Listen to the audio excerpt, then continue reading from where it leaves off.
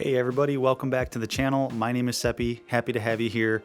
Today we're talking about Halo. I'm either talking about Godzilla or Halo. Some things never change. Like my hoodie. I've been wearing this hoodie for 3 days. But enough about me, we actually got some Halo Infinite news. I say actually, but we can kind of expect this now because 343 has even come out and said, hey, every month we're going to be dropping some sort of info dump for you guys. High-level updates, I think is what they refer to them as. So this month, we have received our next one. Now I'm going into this pretty fresh. I don't know too much about it. I haven't read through this personally. I have only heard a couple highlights that like my brother sent me in text form. So this is all going to be relatively new to me. So let's just kind of kick it off and see what the February update for Halo Infinite has to say. So starting off here, it says, welcome to the latest Inside Infinite. In this monthly series, we aim to bring you closer to our development process by sharing our vision for Halo Infinite and speaking to key areas of the game. Our last two posts featured the art, graphics, and live teams in December and in the sandbox team in January. We covered the graphical improvements we've made since last summer, spoke about player customization, and even some of the exciting gameplay elements you'll find in Halo Infinite. I'm not going to read all of this. Again, I'm kind of just going to skim through some of the highlights and pick out all of that, so you don't have to worry about sitting here for a 40-minute video or anything. But yeah, we know that we're going to be getting updates. We've learned some stuff about the graphical improvements, and there are screenshots in here, some of which I have seen, and they speak to that. So let's keep moving on. Some quick introductions. We have Justin Dinges. He is the campaign art lead on Halo Infinite. Then we have Troy Mashburn, who has wore a couple hats throughout 343's lifespan, but he is the gameplay director responsible for gameplay across the campaign experience. And then we have John Mulkey, and he is the world design lead on Halo Infinite. That is our team for this episode that we will be hearing from. They speak briefly on their approach that they've covered in, I believe, the last post, where they're talking more about, you know, they are striving for simplicity, an original type of art style, getting rid of like noisy art, I guess you could say, like the kind of Halo 4 and Halo 5 had. I think there were some good design decisions in Halo 4 and 5, but definitely removing some of the noise and going back to a more traditional art style is going to benefit them. So that's kind of what their first paragraph says here. The next question here, where do you look for inspiration when it comes to bringing this world and these experiences to life? Are there specific elements of prior Halo games that you looked for? Justin goes on to say, our main source of artistic inspiration for Halo Infinite's setting began right in our Pacific Northwest backyard. Because we made that early decision to go back to Halo's roots and recapture the PNW art palette on Zeta, we immediately headed out into the mountains, forests, and valleys for not only personal inspiration, but more importantly, lots of photo reference. That's cool to know. For Combat Evolved, they did that as well. That's kind of what they took from that Bungie has mentioned in the past. So it's cool that not only just in the art style are they going for a more traditional Halo, like original Halo look, but even in their own inspiration. Like they're kind of digging down into the true sense of a spiritual reboot, like what inspired the original. You know, I guess this should be a good time to say they are mentioning Halo Combat Evolved and the original Halo series a lot, which is good. I don't expect this. I just think they've gotten that point across. I don't want this to just be a reboot of Halo Combat Evolved. I don't think that's going to be the case, but, you know, we understand. Good question, good answer. But let's get into some more juicy stuff. Oh, really quickly, I stumbled across this little link with this audio file. How many now? 16 systems shut down so far. Seemingly random locations. I'm attempting to lock her and the others out of the main... You will not be able to stop her. So Halsey. She knows more about how this all works than, well, anyone. Dr. Halsey, Talking about Cortana, probably. what's the plan? The plan? Right now, we are in survival mode, again. Cortana's message has spread across the galaxy. Most sentient AI are siding with her. Against us. That's not good. Yes. But maybe not you. Tell me, John, what was the last thing she said to you? She said, goodbye. Oh, ooh, okay.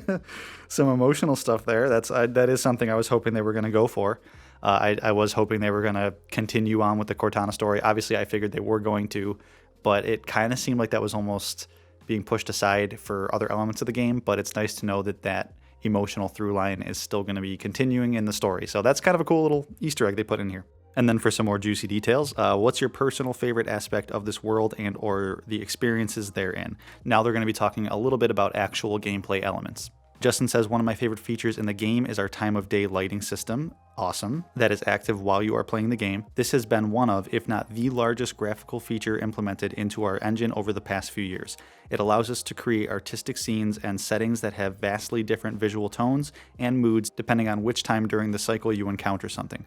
So, coming across a mysterious Forerunner obelisk during the day may feel peaceful and serene, where at night it might feel much more ominous and threatening. It really adds some incredible, dynamically driven visual variety throughout the experience where we were not able to have it before. So that's awesome to hear. Not anything new, really. I mean, we have seen day-night cycles in video games for many years, but to have it in Halo, a very narrative-driven game where not only is it going to affect replayability, but it's also going to, I believe drastically affect the moment. It's going to immerse you in that moment and make you feel more like you are on this alien world that you're actually experiencing. Just immersion in general. And I just think that that's going to add a lot to the campaign. Troy goes on to say, it's difficult to pin down one favorite aspect of the world because it's really a sum of its parts. The world of Infinite presents you with challenges and a box full of toys. How you overcome those challenges is up to you. John goes on to say, I love the agency we are creating that really doubles down on the premise of delivering on the promise. On that premise of delivering on the promise of Halo Combat Evolved. Enemy strongholds can be approached from any direction, and there are so many options available for how you take on the challenges at hand. Do I blaze through the front gate in a Warthog full of Marines? That sounds fun. And just light up the place with zero subtlety? Do I scout the perimeter and discover a subterranean entrance that allows me to enter through one of the interior structures? Do I grapple shot to a sniper tower, take out the inhabitant, and begin picking off enemies from my raised vantage point? There are so many options available that allows everyone to approach the game the way they want and have their own unique experiences. Yeah, I mean, we've heard all that talk about player agency before. It's kind of a buzzword, but I feel like they really are taking that to heart. And that sounds amazing. I don't necessarily know exactly what strongholds are, if it's just going to be a side mission type of thing or things that you have to conquer in the primary campaign. But the fact that you can approach it from different ways, do a little bit of exploring and find a completely stealthy way to conquer this or tackle this challenge, snipe, warthog, full guns blazing, sneaking, like that just all sounds like something that I want in Halo. And it's weird to say because I feel like this is going to add something to Halo that should have been there from the beginning and was kind of part of their initial idea, especially with equipment like the grapple shot. That's going to be interesting to see how we can use that to overcome these challenges. Very exciting. I think that's going to add a lot to the Halo experience and just to immersion in general. Looking at these screenshots here, so we got a couple. We have a Forerunner structure, like silent cartographer looking type of thing. I definitely would say the lighting and atmospheric effects and the skybox look much better than what we've seen previously with the initial September gameplay reveal.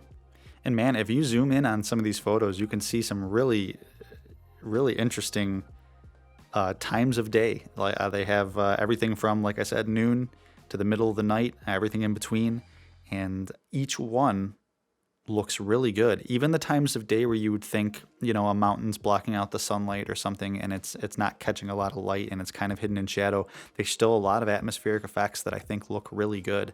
First of all, subjectively, I'm pretty impressed. Objectively, I don't think this looks as good as obviously the tech demo they showed off in 2018, I want to say. But this still looks better than what we saw in September, and it still looks like a next-gen game. I think that obviously you can see like some polygons and the rocks and stuff like that in the background and everything, and it's obviously not perfect, but I think compared to what we saw and what we were expecting, it's pretty dang close, and I would even say better in some aspects. The atmospheric kind of like volumetric fog and lighting and stuff like that is definitely apparent from what they told us about last month or the month before that they were working on when they talked specifically about like the technical side of graphics. So definitely an improvement there. Day-night cycle looks kick-ass. I'm very happy they're doing that in the game. Then they go on to say, story is going to be coming at the player from every angle, and it's safe to say Zeta Halo is as much a character in Halo Infinite as Chief, the pilot, or Escharum. How does the world and the world teams work support the narrative experience? Justin says, this is a great point. Zeta Halo is very much a character in and of itself. The landscape, the mysterious structures, the surrounding vistas, and even the wildlife, which I forgot was going to be a thing in Halo actually, found on it, act as unique characteristics of the ring. We want Zeta to feel like a real and living place regardless of whether the player is present or not. Most importantly, there's an epic visual story to be told of not only what recently happened to it, but also one that implies its mysterious past and what implications it holds for the future. That is super fantastic to hear because obviously something major just happened with Zeta Halo. We can kind of surmise a couple plot points there. Glimpses of the future sounds interesting. Again, I'm not going to read this whole thing, but I did read ahead. There are some things they talked about where glimpses of the future might even be a thing regarding Halo, Zeta Halo, but talking specifically about its like rich past and everything going on with like Menachem bias and everything, I believe like this is all tied to that kind of stuff. And obviously with Cortana, and it's all just kind of tying together in this like artificial intelligence singularity craziness and all sorts of cool stuff. So honestly, that's something I kind of forgot about. We're on Zeta Halo. Exploration is now a thing in Halo, and you're probably, although we don't know yet, but we're probably going to be rewarded for that. Not just in gear and upgrades and XP, but in lore, like rich lore. A lot of shit happened on Zeta Halo. It's going to be so cool to dive in and not just read about it or see it, but experience it. So there's that. That's cool in and of itself. John says there are missions that will pull you through the golden path of the primary narrative, but more than any previous game, we are breaking down the walls to create a more open play space offering exploration and discovery. What is in that odd tower in the distance? I see a smoke signal over that ridge. What is the source of that odd hum? Go find out. There are entire stories to be discovered. I often describe the experience offered by Zeta Halo as Halo Unleashed. This is all kind of important. So yeah, this next part, how does the introduction of new equipment and traversal mechanics like the grapple shot factor into the creation of this environment, and how does it inform the foundation for encounters within the world? Justin says, having a tool like the grapple shot definitely challenged us to rethink the way we build our environments because it's such a versatile and fun mechanic that allows players to get nearly anywhere they can reach. The art team has had the added challenge of ensuring that we do allow for players to get to spots and areas that in previous titles we may have prevented them from getting to. So like those just kill walls and stuff like that. The good news is that not only is the gameplay that much more fun because of it, but we can also expect players to get into some really awesome locations and vantage points that will further show the beauty of the world that we have created. So they're talking about the grapple shot and traversal and how instead of, you know, because I did this especially in like Halo 2 and stuff like that, I would be like, when you're on Delta Halo, I would like, when you're on those like little bridges, I'd look off in the distance and be like, I want to go to that mountain. I want to see what's under this ocean. We've already seen some stuff under the ocean. There's got to be more I want to see. Obviously, you jump in the water, you die. You try to go to the mountain, you die. Stuff like that. So it's going to be cool that now when we see something that gives us that feeling like we were 10 years old playing Halo, Halo 2, we can now do that. Think about that. That's one of the coolest things I've heard about a video game in a long time, at least personally and emotionally. We have an image here that's going to be up on my computer screen that you've been seeing, and it is of him looking at some sort of Forerunner obelisk, if that's the right word, with a sniper and what is, I believe, the, what do they call it? The disruptor. So probably a pistol that either breaks shields or stuns or disrupts in some sort of way. The sniper, I think, looks fantastic. In fact, this might be a little bit of a subtle thing, but it looks kind of as though holding the sniper in Halo 1 looked, where it's angled up a little bit. It's a big, long weapon, probably a little front heavy too. The lighting definitely looks better. Again, it's subtle here. There's nothing super crazy, but I'm definitely getting some nice, like a little bit of highlights being blown out on the obelisk and on the structure around it. The Warthog looks freaking sweet. Obviously, if you zoom in too much, because this is a super high resolution, if you zoom in too much, you obviously see some visual techniques starting to fall apart. But overall, just looking at the image, if this is what we're going to see, it says campaign work in progress on PC, because I am going to be playing Halo Infinite on PC, so this is good for me. I really like it. That feels like, even more so than the reveal, even though the reveal needed some graphical updates, I still think it looked pretty good and gave a feel of Halo. This feels even more like Halo, and I can't quite explain why, but I'm definitely getting more of like a Halo Combat Evolved feel. Kind of a little bit of Halo 3 too. I think it gives me a little bit of the color scheme of like some levels in Halo 3. So we get a cool image of some banished banshees. Some banished cheese. Oh god. And there's a lot of cool stuff in this image. I highly I implore you to look into this image. It looks very simple, but that's kind of Halo for you. Really nice, simple composition, but if you look a little bit closer, there's more to it. And this is all meant to kind of just get you excited to explore Zeta Halo. So I think this has been really cool so far. This is cool.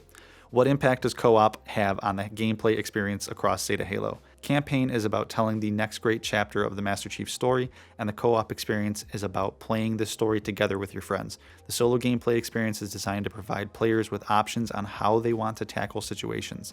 These options translate well into co-op by allowing for different playstyles. The great thing about being a sandbox game, it means there is no right way to use a particular item or feature. I can't wait to see co-op players doing crazy stuff and combos we didn't even think of. John says, as mentioned above, Halo Infinite will be offering some of the most open-ended play experiences in the history of Halo with an enormous sandbox of ingredients to bring to bear. They asked the one and only Joseph Staten to kind of bring it on home, so here's what he has to say. Across a gap of stars, as you read this month's update and look at the screenshots, you might have the same question I did when I joined the team last fall. What kind of game is Halo Infinite? This is going to be good, I hope. Infinite's world is incredibly large, and its vast combat zones connect seamlessly to each other. Its vistas are filled with adventures that entice you to stray from the Golden Path story missions. From a distance, it might appear that we're building an open world game, but that's not really the case. We're making a Halo game, a sandbox shooter where our goal is to make you feel like the most powerful actor in a rich, emergent sci-fi combat simulation. That's awesome to hear. For example, if you zoom into some of this month's screenshots, you'll catch glimpses of the wildlife that inhabits the ring. Halo Infinite's campaign doesn't have a crafting system, however, and you won't spend time hunting and skinning animals to make better gear for Master Chief, so that's good, makes sense. Spartans wear Mjolnir assault armor. They don't need leather boots, well said. What you will spend time doing is plummeting from a rocky overlook into the heart of an enemy patrol, eliminating their leader with a well-stuck plasma grenade, using your grapple shot to pull his power weapon off the ground. I did not know you could do that, that's awesome. It into your hands, and then empty its magazine into the rest of the patrol, scattering the nearby wildlife back into their burrows. Which is to say, we've designed Halo Infinite so that you're freer than you've ever been to do what Spartan super soldiers do best: survey a battle space, plan your attack, engage the enemy, deal with whatever surprises the sandbox throws your way, and then rearm for the next battle. What's different this time is that you are more free than ever before to choose your path through the world, following a hidden cave system into a well-guarded fortress, wind your Warthog through a fog-filled mountain pass, capture a Banshee, and fly to a floating ring fragment across the gap of stars. That's so freaking cool. I didn't know you could do that. A strong narrative remains at the heart of Master Chief's adventure, and your journey between story missions is entirely up to you. So then, what kind of game is Halo Infinite? It's the most open and adventure-filled Halo game ever. It's the Halo game we could only dream about making 20 years ago, and we can't wait for you to explore it. Perfect. That's what I wanted to hear. Again, these are just words, but coming from Joseph Staten, they mean something. If you've seen any of my coverage for the past couple months on Halo, my biggest worry is that they're going to be trying to make Destiny with focus on like a Destiny gameplay loop and a Destiny story, which no, don't do that. But it seems like they understand the heart of a Halo game. They are making a narrative style, a rich narrative style Halo adventure, and you can just do whatever you want in between, and you're rewarded for exploration. So that's amazing. That's what I wanted to hear, and I really hope the game lives up to that and doesn't resemble Destiny. Again, I like Destiny, but I want Halo to be Halo, and this sounds like they understand what game they're making. That little bit from Joseph Staten at the end, that couldn't have been worded any better. That addressed so many things for me personally. I'm super excited. Guys, like and share this video. Subscribe to the channel, share with your friends. I'm trying to build a community, and I would love for you to be here and join me talking about Halo, Godzilla, all sorts of stuff, movies. What was your favorite part of the information that I read to you? And let me know all your thoughts. See ya.